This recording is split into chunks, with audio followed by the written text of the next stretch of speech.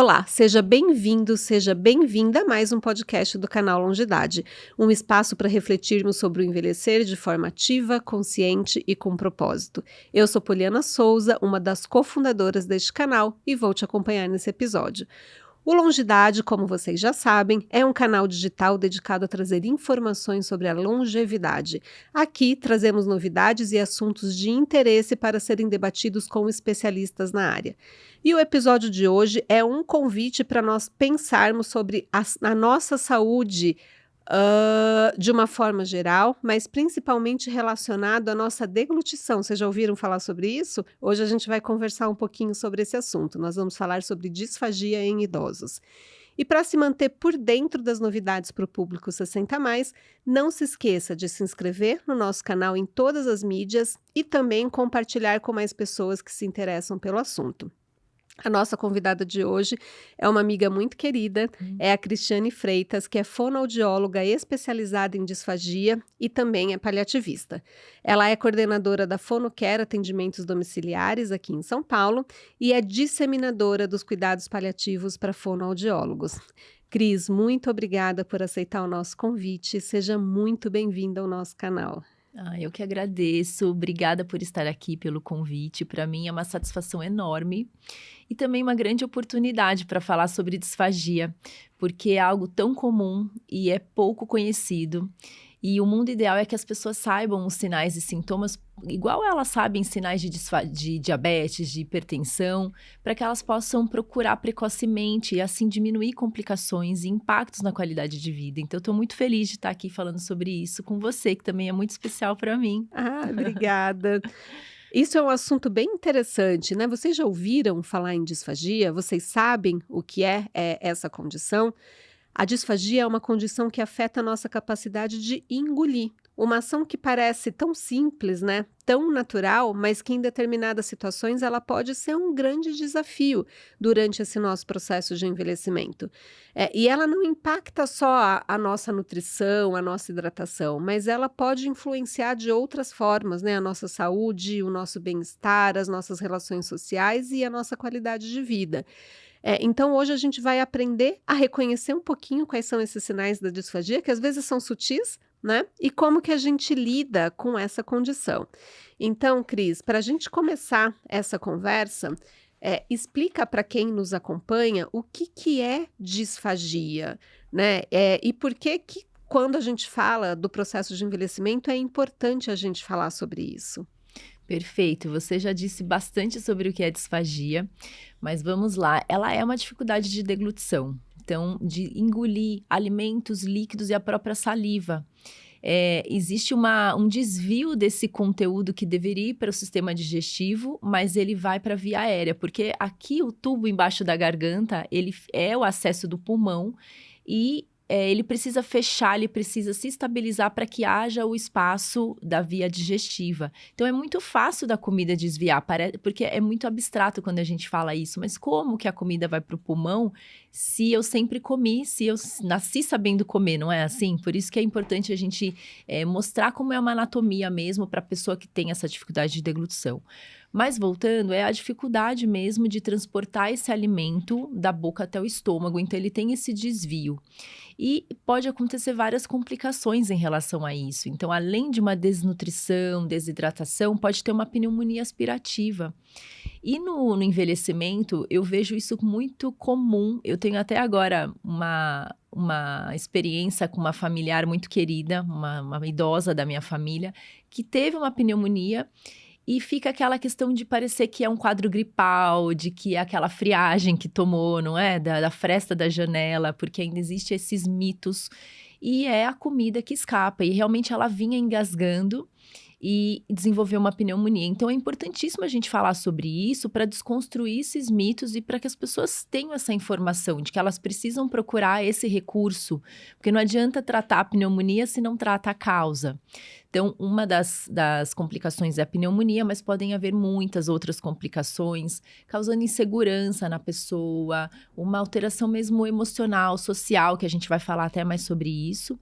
Mas é importante a gente dizer que a disfagia, ela é um sintoma de uma doença de base. Então, ela é muito comum dentro de né, num contexto de doenças, por exemplo, síndrome demencial, Parkinson, tem outras, né, AVC, tem várias doenças. Mas ela também pode aparecer no envelhecimento, que a gente tem o nome de presbifagia. E não é necessariamente uma doença, né? O idoso, ele pode ter essa dificuldade de deglutição e, um parênteses, não é todo idoso que vai ter a disfagia. Não é porque ele tem a idade avançada que ele vai ter a dificuldade de deglutição. Isso é super importante a gente dizer.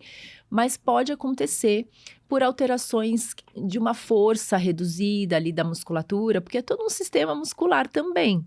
Pode também acontecer para o idoso por uma má adaptação de prótese dentária, isso interfere na mastigação. Também pode ser por uma questão de boca seca. Muitas vezes o idoso toma algumas medicações e isso interfere na salivação.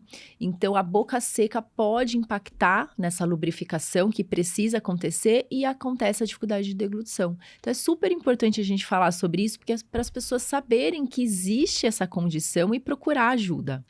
E, Cris, como que a gente percebe que a disfagia pode estar acontecendo? Quais são os sinais? Porque às vezes são sinais sutis, né? E as pessoas não têm essa ideia de que elas precisam procurar uma avaliação mais pormenorizada para entender o que está acontecendo.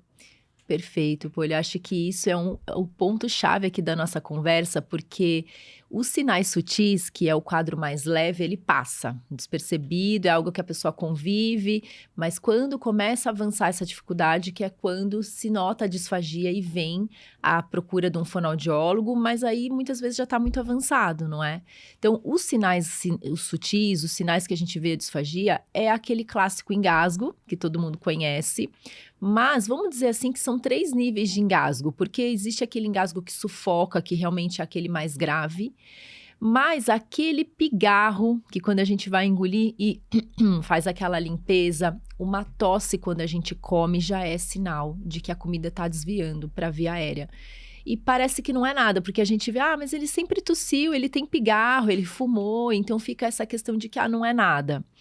Existem também outros sinais muito sutis, que é quando a pessoa come, ela tem coriza, ela tem espirro.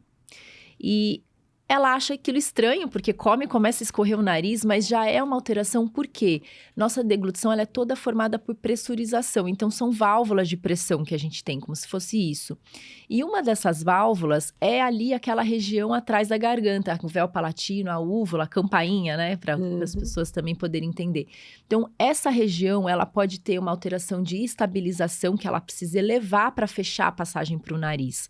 E se isso já está um pouquinho reduzido, a comida, ela entra um pouco ali na região de nasofaringe e estimula isso. Então, já é um sinal muito sutil, leve, e que a pessoa nem imagina que pode estar relacionado à dificuldade de deglutição. E você sabe que a gente já teve essa conversa anteriormente, né? Mas antes de você me chamar a atenção para isso, eu nunca tinha me dado conta. E eu já tive muitos pacientes que se queixaram para mim, doutora, eu como e meu nariz começa a escorrer.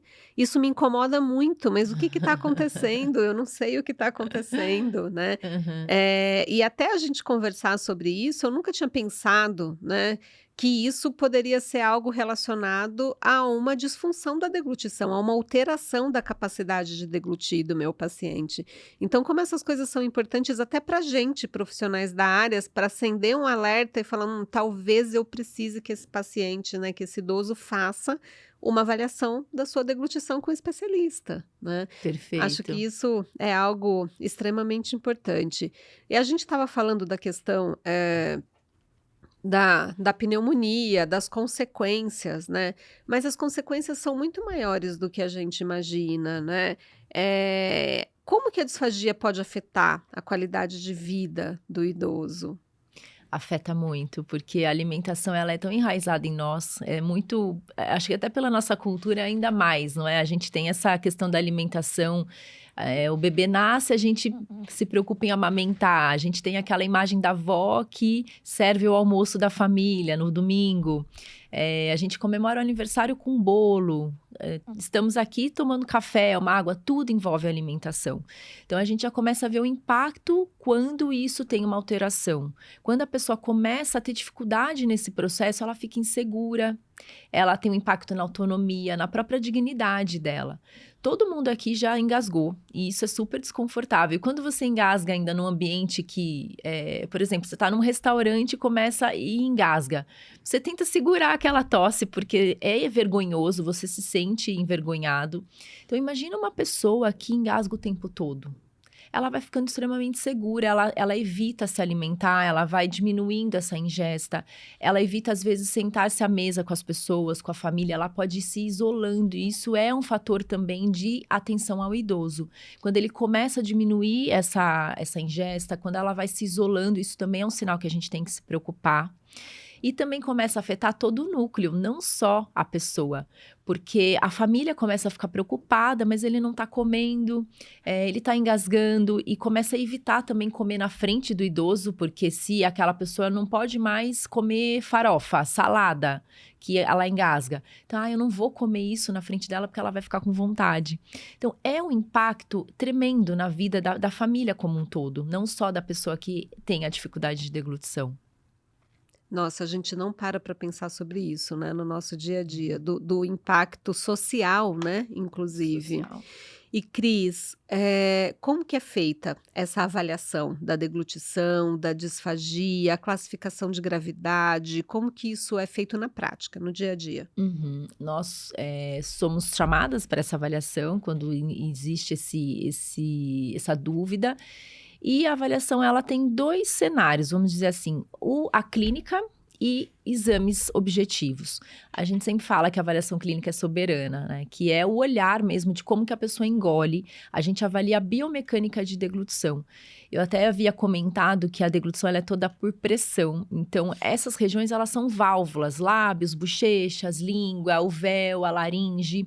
Então, o fonoaudiólogo, ele avalia toda essa estrutura, tanto pelo toque, para ver tônus, quanto a coordenação desse movimento. Então, a gente até vê se é possível ofertar alimento, que existem casos que a pessoa tem uma disfagia tão avançada que a gente só vai avaliar saliva. Mas vamos colocar aqui para os leves, né, para ficar mais claro. A gente vai ver como que é a dinâmica, como que é um almoço, uma refeição. Então, a gente marca até num horário para ver a pessoa se alimentando no padrão dela e analisa toda essa biomecânica. Porque se eu vejo uma pressurização diminuída, então sabe aquela pessoa que vai engolir, parece que está mastigando a água, que ela vai e fica ensaiando, isso já me mostra que a pressão está diminuída. Então, a chance de ficar resíduo nessa região aqui de faringe é muito grande. E, hora que a pessoa terminou de comer, aquele resíduo começa a escorrer, a via aérea está aberta e entra. Então, já é um sinal de alerta do fonoaudiólogo. E a gente também analisa os sinais que a gente estava dizendo. Tosse, pigarro, engasgo, voz molhada. Voz molhada é como se tivesse uma secreção ali na garganta. A pessoa vai falar, parece que está cheia a garganta. Quem ouve tem vontade de limpar a garganta, porque você fala, tem alguma coisa ali. Então, a voz molhada também é um sinal super importante de que a comida está desviando para a via aérea e a pessoa não está percebendo, até um sinal mais avançado aí de dificuldade. Também pode ter um cansaço, ela começa a ficar mais ofegante quando come. São sinais mais evidentes. E também a gente faz uma ausculta cervical, a gente usa o esteto. Eu só posso escutar o fluxo de ar na laringe, então quando eu escuto esse ruído, esse movimento diferente, eu também posso imaginar que tem ali um desvio. Então, essa é uma avaliação clínica e a gente também pode pedir exames de deglutição, que é o videodeglutograma, a nasofibrolaringoscopia. Então, você vê funcionalmente mesmo esse alimento descendo em toda a região para ver se ele está broncoaspirando, se há esse desvio para a via aérea. Então, voltando, né, só para concluir que a avaliação clínica é soberana, porque nem sempre a pessoa broncoaspira a cada vez que ela engole. Tem a questão também de uma ansiedade, então eu tô mais ansioso, eu vou comer mais rápido, eu não vou mastigar muito bem. Eu já vivi inúmeros casos assim, que a pessoa tinha uma disfagia, uma broncoaspiração e no exame dava normal. Então, por isso que é um alerta até para os profissionais, para os colegas, que às vezes já pede o exame, mas o exame, dependendo do caso, mais atrapalha, porque a avaliação clínica a gente consegue olhar todo esse contexto, essa rotina da pessoa e fazer esse raciocínio clínico. E você consegue avaliar em diferentes momentos, né? Porque não é uma Exato. avaliação pontual, né? Você pode fazer em mais de um momento. O exame é aquele momento, né? Ele é importante, mas ele tem que ter uma indicação mesmo, né? E é aquele momento, é um recorte. A gente já viveu situações, né, relacionadas ao momento. Mas, assim, eu acho que um grande medo das pessoas, né, que percebem, tô engasgando mais, né, nas refeições, tô sentindo alguma dificuldade, mas o grande medo é, será que eu vou poder continuar comendo normal, né, comendo por boca, será que meu familiar vai precisar de uma sonda? Como que tudo isso é avaliado? A gente sempre precisa de vias alternativas, né? A sonda, por exemplo, ou a gente pode manter a oferta da alimentação? Como que vocês avaliam isso? Como que isso é feito na prática? Isso é tão complexo, porque nem sempre vai ser uma indicação de uma sonda, de uma via alternativa. Precisa analisar muitas questões para a gente chegar nesse ponto. Não é só se engasga, não engasga, se está comendo, não está comendo. Então, a sonda, ela é indicada para momentos que a gente vai ter ganho de funcionalidade, muitas vezes num quadro agudo. A pessoa está numa infecção, por exemplo, e aí ela está muito sonolenta, está confusa, rebaixamento, e a sonda pode ser um recurso que ajude para um ganho de funcionalidade até aquela recuperação. Mas aí a gente tem que analisar quem é aquela pessoa que tem a dificuldade de deglutição, que doença ela tem, em que fase de doença ela está, e também os valores dela, porque se é uma pessoa que está numa fase ali de fim de vida, que tem uma doença, um Alzheimer, e que aquilo nunca fez sentido para ela, a gente tem que considerar muito a indicação de uma sonda. Então é algo tão complexo, porque existe essa insegurança da família, mas não está comendo, como que ela pode ficar sem comer? E a gente acolher todos os envolvidos e entender esse cenário, em que momento nós estamos ali. E às vezes até do próprio profissional de saúde, né, Poli, que a gente vê também essa angústia. Por isso que esse tema a gente tem que abrir para falar e discutir, porque é muito multiprofissional. A indicação de uma sonda, ela é transprofissional, não é só do fonoaudiólogo, mas é mais do que engasga, não engasga.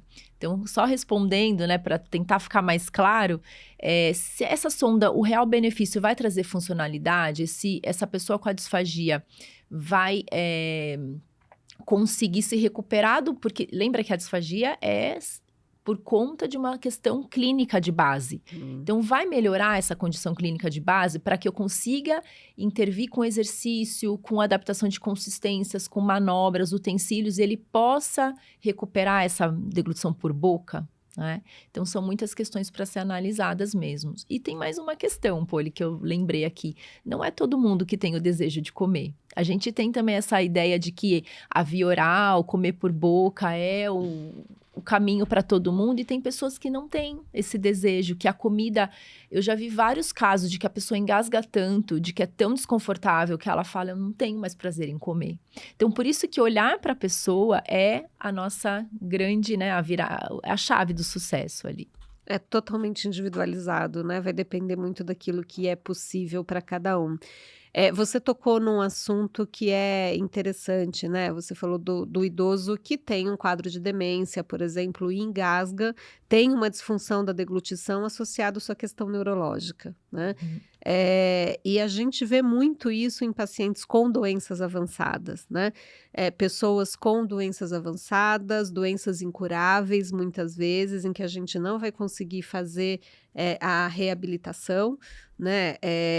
A reabilitação ideal, né? Desse quadro, dessa disfunção da deglutição.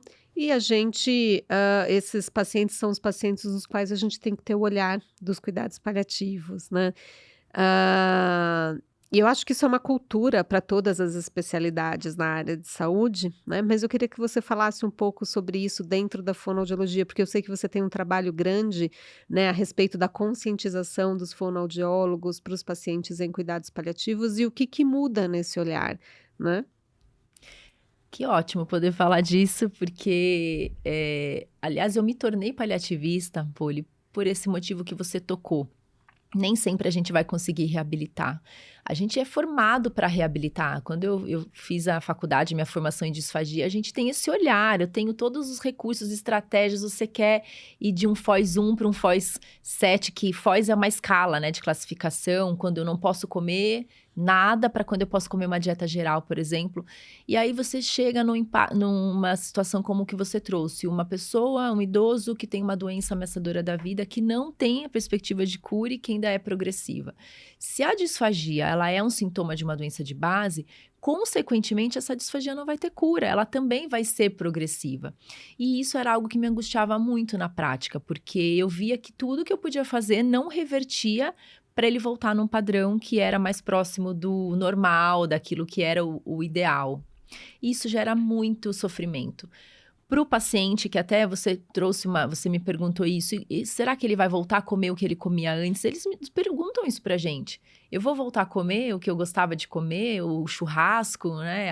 Enfim, as coisas que eles gostam. A família também, ele vai melhorar? Então, a gente tem que ter essa clareza em que cenário nós estamos para que a gente saiba o que falar, para que a gente saiba acolher, porque esse é o cuidado.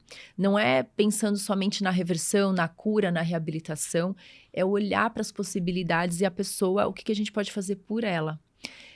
Então, esse movimento que eu comecei a fazer para fonoaudiólogos é porque eu via essa defasagem mesmo. A gente fica muito olhando para a reabilitação, para os recursos tecnológicos, mas e quando eu não consigo reverter? E esse paciente que vai avançando, acaba que ninguém olha para ele, porque ele vem piorando, ele não engole mais, indica-se uma via alternativa e dá alta da fono, porque é um limite terapêutico. Mas esse paciente também tem o desejo ainda de se alimentar, ou ele precisa manter função, porque mesmo que ele não receba alimentação, se ele não engole, se ele não é estimulado, ele piora o quadro clínico, começa a ter muitas intercorrências pulmonares. E quem olha para ele?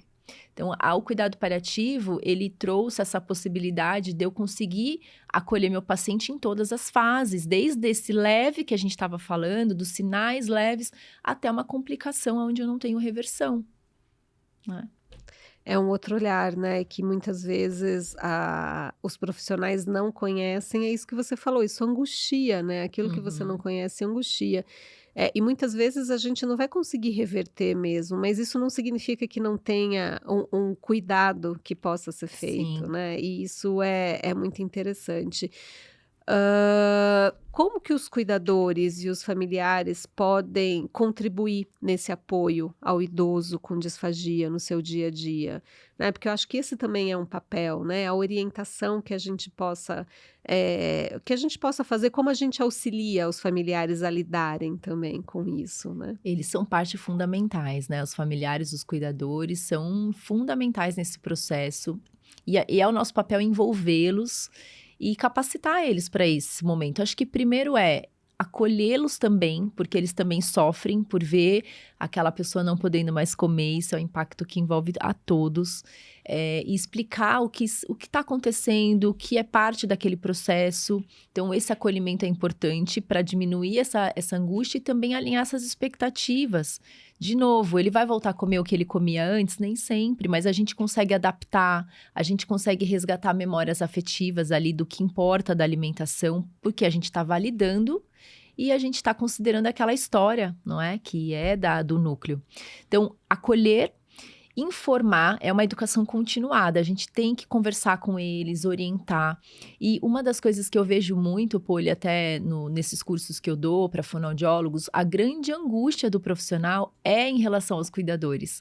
Eu escuto, como que eu faço o familiar entender que ele não pode mais comer, que existe uma limitação? E é uma questão de como que eu estou me comunicando com esse familiar. Porque a comunicação é o que eu falo e o que o outro entende. Então, não adianta eu só dar a informação e dizer ele não está entendendo. Como eu posso me fazer entender e fazer parte daquele processo? Então, é incluir eles o tempo todo. E a gente tem que analisar várias questões. Às vezes, eles se sentem impotentes de dizer eu não posso fazer nada pelo meu familiar que está adoecido, que tem essa dificuldade. Então, entender que ele quer dar o alimento no sentido de querer fazer parte do cuidado, de que isso também é um ato de amor, né? De uma forma de você acolher a pessoa que você ama. Então, envolver eles em todos esses sentidos, o que é possível. Às vezes, a gente vai com uma dieta de conforto, a gente vai com um estímulo gustativo, que seja que é algo simbólico para eles, que representa. Então, acolher, orientar, comunicar o tempo todo, eles são parte do processo. Não adianta eu fazer uma intervenção incrível para o meu paciente com os recursos mais tecnológicos e esquecer de incluir a família, que é parte importantíssima nesse processo. Você sabe que há muitos anos atrás eu tive um paciente com demência da doença de Parkinson e ele era um paciente, enfim, né, que tinha a disfagia, tinha uma dieta adaptada. E eu lembro que a esposa demorava umas 2 horas para ofertar um tantinho de dieta para ele. E os filhos ficavam muito incomodados. E eles falavam, doutora, precisa passar uma sonda. Olha o tempo que minha mãe demora, né? E aí a gente foi conversar com ela para entender. E ela falava, de jeito nenhum que eu vou parar de fazer isso. Esse é o único momento do dia que ele interage comigo, que eu sinto que ele está dando alguma resposta, porque ele já não falava mais, ele já não conversava mais, ele já não reconhecia mais os familiares, mas naquele momento ela se sentia na relação com ele, que ela sentia que ela ofertava e ele respondia, né? Então, né, ele abria a boca, ele aceitava a alimentação, e ela falou, esse é o único momento em que eu consigo interagir com ele. Então, a gente não pensa nisso, né, que tem outras questões envolvidas, não é só o alimentar, não é só o nutrir, né, mas é o que aquilo representava para aquela esposa naquele momento, né. Isso é incrível, né? Isso é o cuidado na totalidade daquela pessoa, que a gente está olhando para além da dificuldade de deglutição, né? A gente está olhando para a história dela, aquela relação com a esposa, ele também recebendo esse afeto, porque é uma troca. Aquilo não é só o ato de alimentar, não é? Aquela troca emocional e de vínculo. Então, isso que você trouxe é uma experiência linda, porque a gente tem que validar como profissional de saúde. Às vezes a gente fala, não, mas não tem funcionalidade, a gente vai no contra, só olhando para a parte técnica. E quando a gente atende essa questão de dificuldade de deglutição, a gente precisa acolher tudo isso, né? E Cris, a gente está caminhando aqui para os nossos momentos finais. Que mensagem ou conselho, né, você deixaria para os profissionais de saúde que lidam com esses idosos com algum grau de disfagia e para os familiares também? Olha, o que eu diria é que a gente possa acolher essas pessoas. Acho que o meu discurso aqui foi muito sobre isso, porque é um impacto. A gente já trouxe vários cenários dizendo o quanto é um impacto que é social, emocional, às vezes até espiritual e não só físico. Então, acolher essa pessoa e o núcleo, né? A família, os cuidadores, porque todos eles são impactados. E que a gente possa colocar a pessoa no centro desse cuidado, né? Olhando para a pessoa e não somente para a dificuldade de deglutição. Porque a gente fica tão preocupado quanto que comeu, como que comeu, hoje não comeu. E a gente fica tão preocupado nisso que a gente deixa de olhar para a pessoa. E a pessoa precisa ser validada nesse ponto, porque é o que ela consegue, é a forma como ela consegue. E ela precisa ser respeitada também nessa autonomia do que é possível naquela fase. Então, essa seria a minha mensagem. E onde as pessoas podem te encontrar, Cris?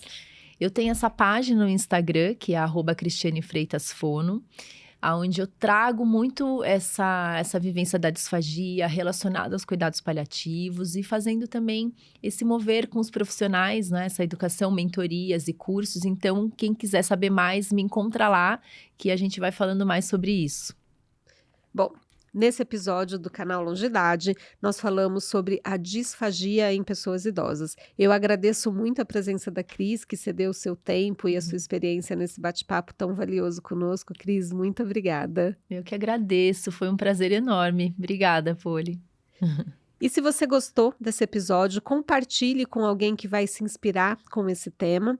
E lembre-se de se inscrever no nosso canal e acompanhar o Longidade nas redes sociais para ficar informado e desenvolver uma longevidade de saúde e qualidade de vida. Nos vemos no próximo episódio.